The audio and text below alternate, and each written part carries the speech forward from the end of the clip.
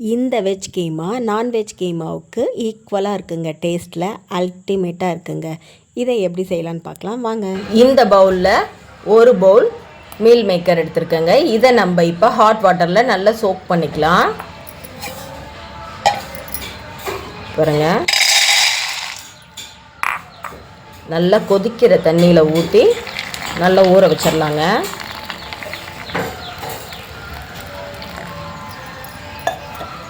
இது ஒரு 10 மினிட்ஸ் நல்லா ஊறட்டுங்க. அப்புறமே நம்ம எடுத்துக்கலாம். மீல் மேக்கர் நல்லா சோக் ஆகிடுச்சுங்க. இப்போ இதை 4-5 தடவை நம்ம தண்ணியில் நல்லா அலசி எடுத்துடணும். நான் இப்போ அலசி எடுத்தாச்சு. இப்போ நல்லா புழிஞ்சிடலாங்க. புழிஞ்சிட்டு மிக்ஸி ஜாரில் சேர்த்துடலாம். தண்ணியை நல்லா ஃபுல்லாக புழிஞ்சிருங்க. புழிஞ்சிட்டு இந்த மாதிரி சேர்த்திக்கோங்க. ரொம்ப அரைச்சிடாதீங்க, கொஞ்சம் குறைன்னே இருக்கணும். அப்போ தான் கீமா சூப்பராக இருக்குங்க. இப்போ நம்ம இதை அரைச்சி எடுத்துக்கலாங்க. பாருங்கள், இந்த மாதிரி அரைச்சி எடுத்துக்கலாம். இப்போ வாங்க எப்படி தாளிக்கலான்னு பார்க்கலாம். கீமாவுக்கு தாளிக்க தேவையான பொருட்கள் என்னென்னு பார்த்துடலாங்க. பாருங்கள், ஸ்பைசஸ் எல்லாம் எடுத்துக்கலாம். ஒரு பே லீஃப் எடுத்திருக்கேன், கொஞ்சம் கல்பாசி, கொஞ்சம் ரோஸு, பட்டை 3 துண்டு சின்னது, லவங்கம் கொஞ்சம், ஒரே ஒரு ஏலக்காங்க, ஒரு பெரிய சைஸ் பெரிய வெங்காயம் சாப் பண்ணி எடுத்து வச்சுருக்கேன், ஒரு பச்சை மிளகாய், ஒரு கொத்து கருவேப்பிலை, இஞ்சி பூண்டு பேஸ்ட் 2 ஸ்பூன் எடுத்துருக்கேங்க, 5 தக்காளி நல்லா பேஸ்ட் பண்ணி எடுத்துக்கலாம். சட்டி வச்சாச்சுங்க. இப்போ தேவையான அளவு ஆயில் ஊற்றிக்கலாம். 3 ஸ்பூன் ஆயில் ஊற்றிருக்கேங்க. ஆயில் நல்லா காஞ்சிருச்சிங்க. இப்போ நம்ம எடுத்து வச்சுருக்க ஸ்பைசஸ் எல்லாம் ஆட் பண்ணிக்கலாம்.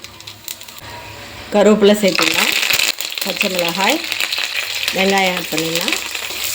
வெங்காயம் நல்லா வதங்கட்டுங்க. இந்த கீமா இடியாப்பம், சப்பாத்தி, பூரி, இட்லி, தோசை எல்லாத்துக்குமே பர்ஃபெக்ட் காம்பினேஷனாக இருக்குங்க. பெஸ்ட்டு பார்த்தீங்கன்னா சப்பாத்திக்கும் பூரிக்கும் தாங்க. நானுக்கு கூட சூப்பராக இருக்குங்க. வெங்காயம் நல்லா வதங்கிடுச்சிங்க. இஞ்சி பூண்டு பேஸ்ட்டு சேர்த்திக்கலாம். இஞ்சி பூண்டு பேஸ்ட்டு நல்லா பச்சை வாசம் போட்டுங்க.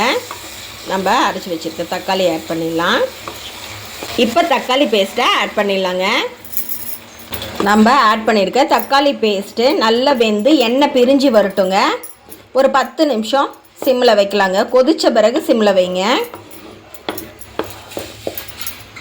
இப்போ நல்லா வேகட்டுங்க தக்காளி பேஸ்ட்டு. இப்போ இந்த ஸ்டேஜில் நம்மளுக்கு தேவையான தூளெல்லாம் ஆட் பண்ணிடலாம். 1/2 ஸ்பூன் மஞ்சள்தூள் சேர்த்திக்கலாம், 1 ஸ்பூன் தனி மிளகாய் தூள், கறி மசால் 2 ஸ்பூன் சேர்த்திக்கலாங்க, மல்லித்தூள் 3 ஸ்பூன் சேர்த்திக்கலாம். மிக்ஸ் பண்ணி விடலாம். தூளோட பச்சை வாசம்லாம் நல்லா போட்டுங்க. ஒரு 2 நிமிஷம் வதக்கி விடலாங்க. தூள் எல்லாம் நல்லா வதங்கி வந்துருச்சுங்க. இப்போ இந்த ஸ்டேஜில் நம்ம ரெடி பண்ணி வச்சுருக்க மீல் மேக்கரை ஆட் பண்ணிடலாம். இது ஒரு 2 நிமிஷம் இந்த தக்காளி கூட நல்லா வதங்க விடலாங்க. நல்லா கிண்டி எல்லாம் ஸ்ப்ரெட் ஆகிற மாதிரி கிளறி விடலாம். தேவைக்கேற்ப கல்லுப்பு சேர்த்துக்கலாங்க.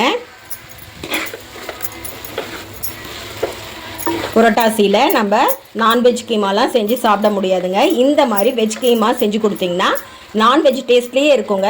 1 கிளாஸ் தண்ணி ஊற்றிக்கலாங்க. இப்போ எல்லாம் மிங்கிள் ஆகி நல்லா வெந்து வர அளவுக்கு ஒரு 5 நிமிஷங்க. டக்குன்னு செஞ்சிடலாம். நம்ம வெஜ் கீமாவுக்கு பாருங்கள், ஹாட் சப்பாத்தி ரெடி. தண்ணியெல்லாம் நல்லா ட்ரை ஆகிடுச்சிங்க. கீமா இந்த பதத்தில் இருந்தால் சப்பாத்திக்கு நல்லா இருக்குங்க. இப்போ நம்ம கொஞ்சமாக கொத்தமல்லி தூவி இறக்கிடலாங்க.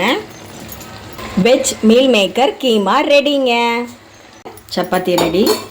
எவ்வளோ அழகாக உப்பலாக வந்திருக்கு பாருங்கள். சப்பாத்தி நல்லா சாஃப்டாக மாவு பிசைஞ்சோம்னா இந்த மாதிரி சப்பாத்தி புஷ்ஷுன்னு எந்திரிச்சு வருங்க.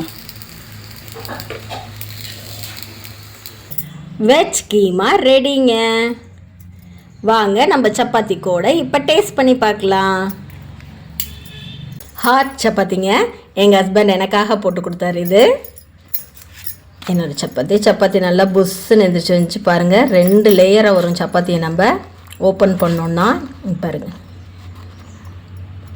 எப்படி இருக்குன்ட்டு பாருங்கள், புஃப்னு.